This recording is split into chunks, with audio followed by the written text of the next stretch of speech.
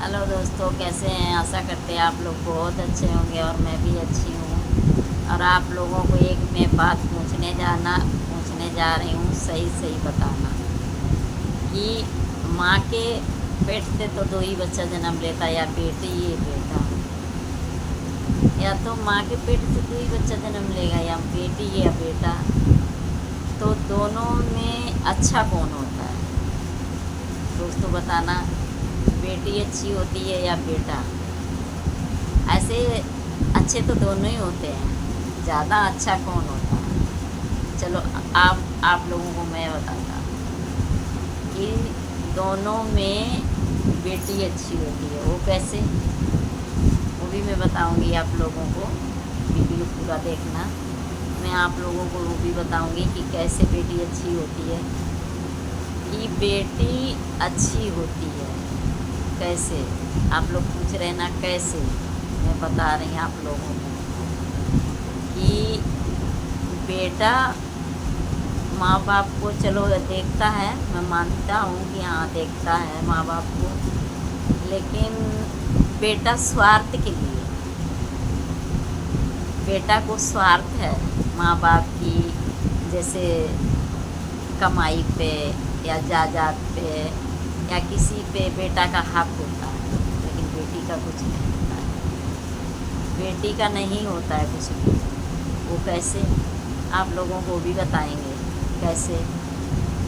कि बेटे के साथ तुम कुछ भी करोगे, फिर भी बेटा कहेगा माँ पापा ने क्या किया, कुछ नहीं।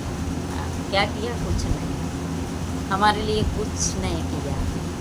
और बेटी कभी ये नहीं कहेगी कि पापा हमें तुमने कुछ नहीं दिया, मम्मी हमें तुमने कुछ नहीं दिया। क्योंकि अब इसका भी मैं उत्तर दूंगी आप लोगों को।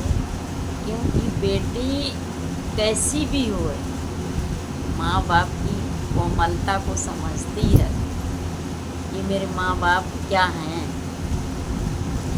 बेटी अगर ससुराल चली जाएगी,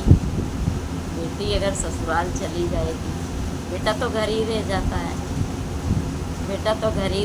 है। क्योंकि बेटा का तो सब कुछ है ही, बेटी का क्या है?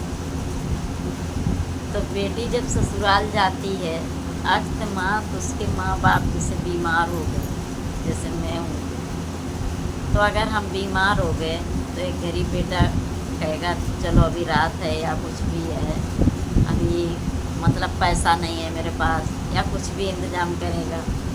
और अगर बेटी के पास अगर तुमने एक फ़ोन कर दिया तो बेटी दौड़ते ही, चाहे कर्जा ले, चाहे रात हो, चाहे बिरात हो, चाहे कुछ भी हो, बेटी दौड़ते हुए माँ के पास आएगी।